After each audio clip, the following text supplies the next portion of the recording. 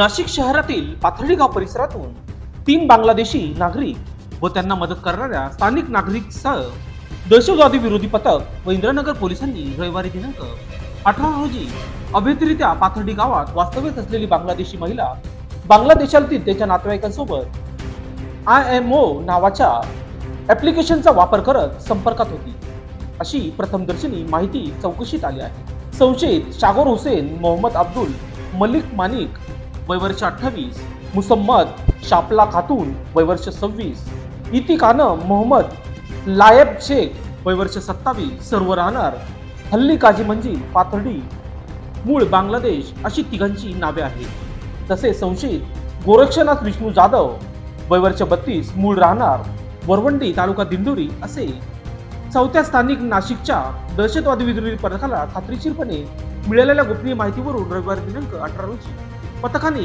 Indranagar police ठाण्यात गाठले। Police निरीक्षक दिनेश शेंडे, पोलीस निरीक्षक श्रीकांत निंबाळकर, सहाय्यक निरीक्षक योगिता जाधव, आशिष लमंगळे, गणेश वाघ, हवालदार सुदाम सांगळे, परेश वडकते, युसुफ पठाण, आसिफ तांबोळी यांचा पथकात समावेश होता। तेथे वरिष्ठ पोलीस निरीक्षक अशोक शर्माळे यांना गोपनीय माहितीबाबत पथकाने सांगितले। शर्माळे यांनी काही स्थानिक पोलिसांना या पथकासोबत जाण्यास सांगितले। चौघांविरोधात इंद्रनगर पोलीस ठाण्यात गुन्हा दाखल करण्यात आला आहे। 2 महिलांना न्यायालयीन कोठडी तर पुरुषांना पोलीस कोठडी 2 दिवसाची देण्यात आली आहे अशी माहिती पोलीस सूत्रांनी दिली आहे। 3 बांगलादेशी अवैधरित्या मारण्याची दहशतवादी विरोधी पथकास मिळाली होती।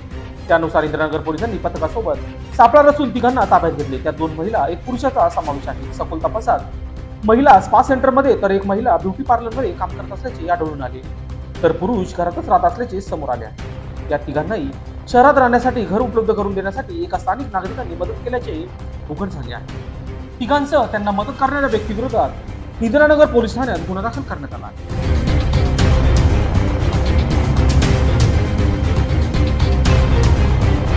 लोकशाही न्यूजसाठी विशेष प्रतिनिधी नाशिक।